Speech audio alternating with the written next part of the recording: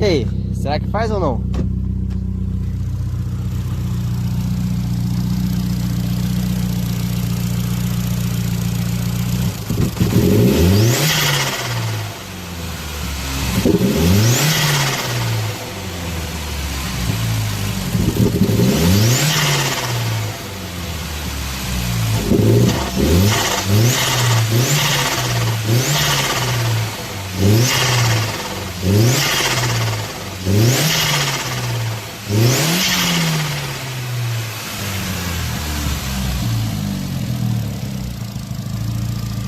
Então é isso aí, galera. O que vocês acharam?